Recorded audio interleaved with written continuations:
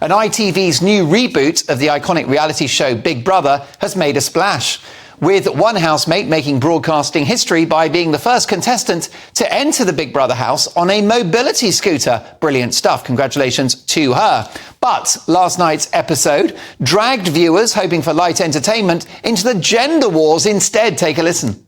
Can we just double check pronouns so nobody gets offended? Hallie, what did you say? She, her. Fabulous. Yinran, what's your pronouns? She, her.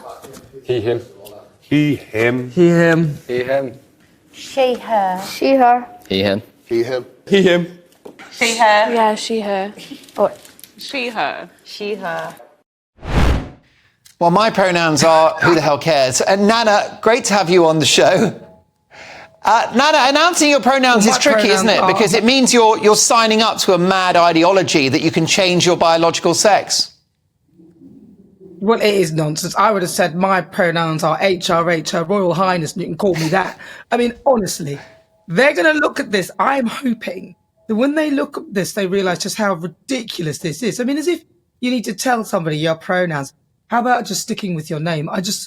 The whole thing is just awful.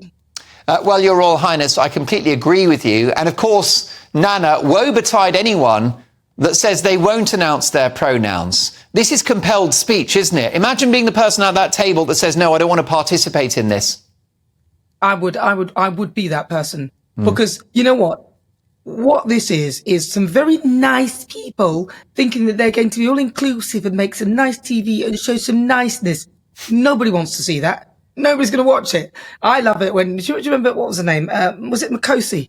When she had when it was supposedly the jacuzzi baby, but obviously she didn't get pregnant, but you know, that was more like it. Nasty Nick in the Big Brother house, you know. Yeah. We want plotting and scheming and interesting stuff, not this patheticness of announcing your pronouns. I would be the person saying, no, I'm not going to do this. It's ridiculous. Well, indeed, there is pressure. Nana, there is pressure to comply, isn't there? When Halifax had their pronouns on the name badges, they said, look, this is voluntary. But again, you'd have to be pretty brave to not participate. And that's the point. You are pressurised to take part in this. Well, of course, because if you don't, then you're the odd one out, because everybody else is going along with this narrative of coming out with their pronouns. I just find it absurd. These are perfectly sensible adults who could work out whether someone's a he or a she. And if somebody is a biological man and they look like a man, but they want to be referred to as a she, well, so if you want to partake in that, you can, but I'm not prepared to lie to my own eyes. Briefly, though, Nana, I mean, what's the problem with saying that I'm she, her? Because you are a she, her.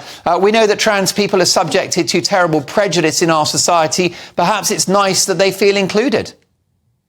Well, you know, that's fine if they want to say that they're the she, her, but then it's down to the person who is, whether they want to participate in it. Do you know what I mean? But you're never going to refer to someone who you're speaking to as a she or a her anyway, when you're talking to them directly anyway.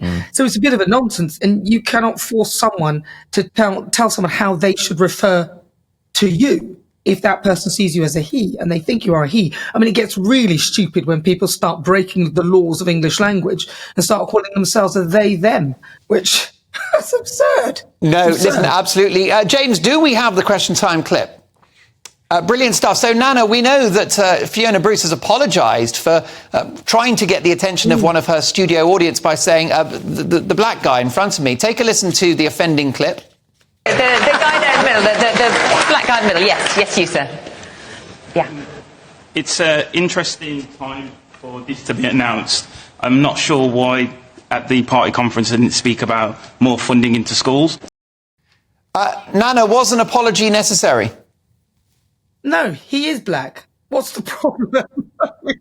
He's black. I've been called the black girl. I don't have a problem with it. Nobody's insulting or offending. You're looking at a room that's mostly filled with white people, and there's one person who is there between a load of people who are white who is black. You're describing that person just by looking at them, what their descriptive characteristics are. It's absurd. It's happened to me many times. One time I was working at Sky and I was presenting a show, and there was a person in the gallery. It was a black girl. And she was the only black girl in the gallery. And they went ages describing what she was wearing. And then in the end, I went in and I said, what, the black girl? They went, yeah. And I just thought, why didn't you just say that? It's that she's not being offensive. She's simply calling, because she's describing things by colour, because she's picking people out in the audience to speak, he happens to be black. So I don't see the problem. I appreciate that she didn't reference the white people, but that's because the room was mostly full of white people. It would be the same if you were in Ghana and there was a white person in the crowd. You would say the white person, that's not an insult.